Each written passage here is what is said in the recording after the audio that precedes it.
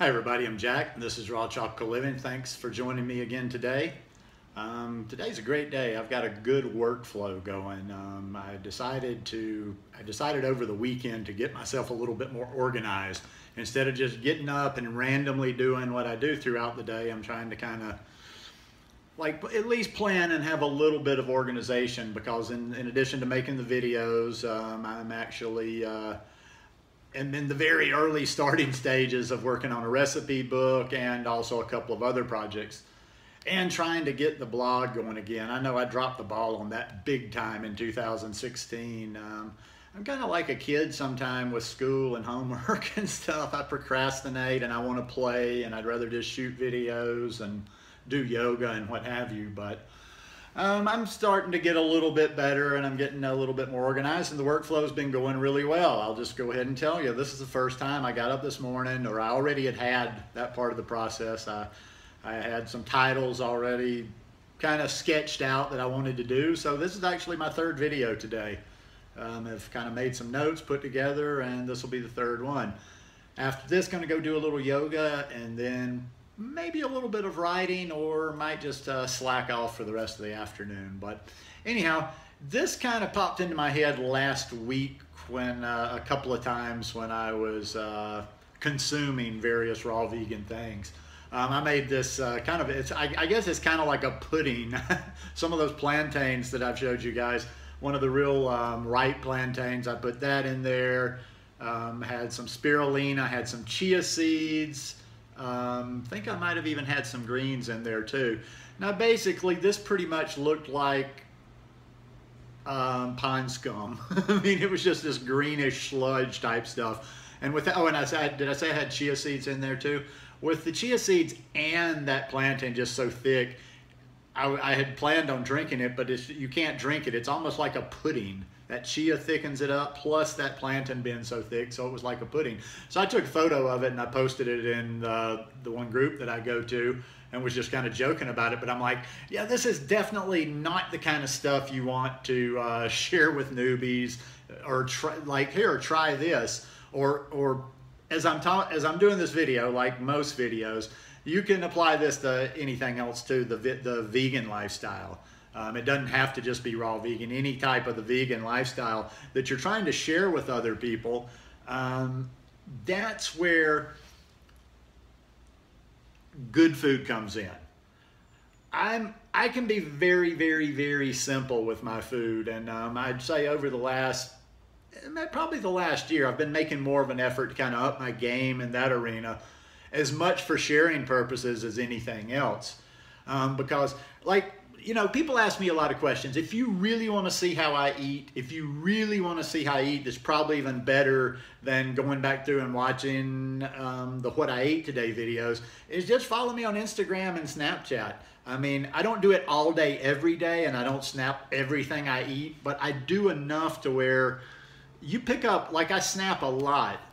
Well, actually, I Instagram story more than I snap. I try to remember to snap, but I do this every day, and mostly with the food I'm eating. I was a little self-conscious, or even in my feed on Instagram. Is that what you call it, a feed? Whatever. My photos. I used to be a little self-conscious because I don't have all the exciting, thrilling, super pretty pictures, but it is how it is. My account is largely, if you go to my Instagram account, you see what I eat in real time. I do it almost every day. So anyhow, the recipe stuff is for other people, is for sharing with other people. And I would highly encourage everybody, if you are interested in sharing with your family, with your friends, getting people to eat more of a plant-based lifestyle, learn a little bit about food preparation. Buy yourself a recipe book or two. Start playing, start learning how to combine things. It comes little by little. I just bought, like I said, I just bought Melissa's recipe book while she was down here. And I'm gonna buy, I'm not sure exactly what I'm gonna buy from Chris Kendall, but I'm gonna get something from him. He's got an app and he's got a few books. So, and the recipe books I tend to like, and if I can get them, I like them in a hard form, like an actual something you can put in your hands. So I may wait on his till I get back to the States, but I'm getting off the point here. Learning how to make recipes, like that chili recipe you saw us make, that pizza recipe we made. All right, it doesn't matter if the person has zero interest in being vegan. They're gonna like this food. If they don't like that chili, they're kind of just being hard-headed. You know those people that are probably, they hear the word vegan, or even if they were to hear plant-based, they're like, they just assume things from the beginning. So maybe the stubborn person that won't even try it might not like it. But anybody with any taste whatsoever is going to try that chili and is going to like that chili. I think I've related this story a number of times. When I lived in Miami for a period after I got out of university. So this has been like, God, longer than I care to remember. This has been like 22, 23, 24 years ago.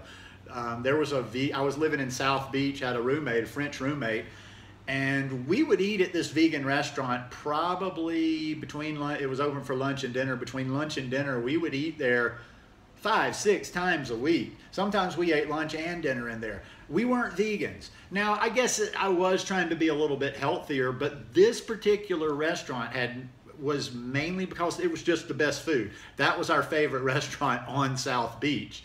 And that's where we went to eat. And a lot of people are like that. If you present them with good food options, and it's got to be more, like sometimes when you're trying to share with people that are a little bit resistant, that are not used to this lifestyle, even a good salad's not quite enough. Like I've gone back and forth with the recipe thing, and I'm not changing my stance. You don't need a ton of fancy recipes to survive on this lifestyle or thrive on this lifestyle, but for reaching out to people, it helps a whole lot. And also too, just to have some stuff in your arsenal. Like I say, that chili recipe is legit. There's really nothing in there. I mean, okay, and sometimes I don't even use the sour cream topping. When I do, I don't use that much on each serving, but if I'm not using the sour cream topping, there's no fat, there's nothing in there. That's clean eating. So it's legit. It's not just like, you know, I have mixed feelings about the gourmet thing, but as always, I don't like always and never. So there's some gourmet. Gourmet has its place. I wouldn't want to live in like LA or somewhere where you got the little shishi restaurants at every corner. I wouldn't be eating out in a vegan or raw vegan restaurant every day, but nothing wrong with gourmet and nothing wrong with making gourmet on your own, using some nuts. And especially though for the non-raw vegans, or if you're just regular vegan trying to introduce people to a vegan lifestyle, a plant-based lifestyle. Learn how to make some tasty recipes because that's going to get them interested, you know. The smoothies, pretty much everybody's going to like a smoothie because they're nice, they're sweet, but smoothies are a little bit more commonplace. Everybody drinks smoothies. Even people that are eating horribly think they're doing their one little healthy thing by drinking smoothies, but where you're really going to get them is with these dishes. Like that chili, that pizza, a couple of others, I've seen a couple of pad thai dishes. I was talking to somebody the other day about Greek, mock raw vegan Greek, which I might put a ring on somebody's finger if they could make good Greek. But make it tasteful, make it fun, make it something that's similar to what people are used to. You know, tacos, there's so many things, there's so many tastes that we can use just using plant-based ingredients. But yeah, not going to keep going on that one. That's what you got to do. You've got to have tasty food. You're not, you know, very few people, and it's great. There are people that come, you know, and they come to this lifestyle for the animals. Very, very first thing, that's their reason. That's great. But anything that's not killing the animals, anything that's not leading people to consume animals, in my opinion, is a good reason to come to a plant-based lifestyle, veganism, whatever you want to call it, because even if they don't come for the ethics reasons in the beginning, less animals are being killed. And you have a lot better chance of success with someone if you're feeding them really appetizing food as opposed to, you know, just the standard. Like I say, they